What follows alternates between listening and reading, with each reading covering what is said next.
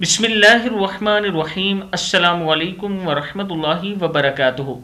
आबिद राजा channel की तरफ से आज मैं अपने दोस्तों को रसूलुल्लाह सल्लल्लाहु अलैहि व आलिहि वसल्लम का एक बहुत ही प्यारा फरमान बताऊंगा। उससे पहले मैं अपने तमाम दोस्तों से गुजारिश करूंगा कि इस वीडियो को आपने आगे ज़रूर शेयर करना है। तो शुरू करते हैं। बिस्मिल्लाहिर्रहमानिर्रहीम।